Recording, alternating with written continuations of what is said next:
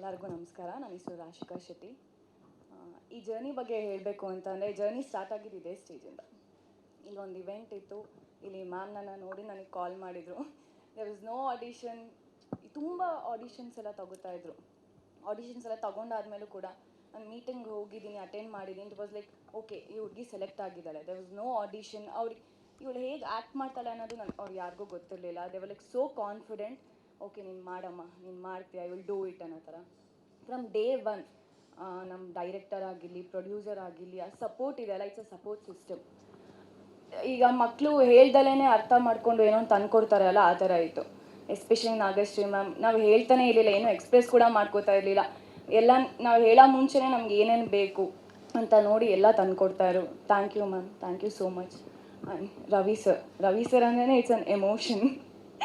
ನಾನು ಅವ್ರ ಪಕ್ಕ ಕುತ್ಕೊಂಡಿದ್ದೀನಿ, ಐಮ್ ಜಸ್ಟ್ ಶಿವರಿಂಗ್. ನಂಗೆ ಏನು ಮಾತಾಡಬೇಕು ಅಂತ ಗೊತ್ತಾಗ್ತಿಲ್ಲ. I am so emotional. ಆ ಪೋಸ್ಟರ್ ಕೂಡ ನೋಡಿದ ತಕ್ಷಣವೇ ಅಷ್ಟೇ ಐ ವಾಸ್ ಲೈಕ್ ಅಳೋದೊಂದು ಬಾಕಿ ಇತ್ತು. ಎಲ್ಲರಿಗೂ ಒಂದು ಡ್ರೀಮ್ ಇರುತ್ತೆ ಸರ್ ಜೊತೆ ಆ್ಯಕ್ಟ್ ಮಾಡಬೇಕು ಅಂತ. ಐ ಥಿಂಕ್ ನನ್ನ ಡ್ರೀಮ್ ಅದು ಇವತ್ತು ಫುಲ್ಫಿಲ್ ಆಗಿದೆ. ಥ್ಯಾಂಕ್ಸ್ ಟು ಪ್ಯಾರ್, ನಮ್ಮ ಟೀಮ್ಗೆ. And Supreeth sir, thank you for this opportunity. ಯಾವತ್ತೂ ಗ್ರೇಟ್ಫುಲ್ ಆಗಿರ್ತೀನಿ ಈ ಆಪರ್ಚುನಿಟಿಗೆ. Thank you sir. ಧನ್ಯವಾದಗಳು ನಿಮಗೂ ಕೂಡ.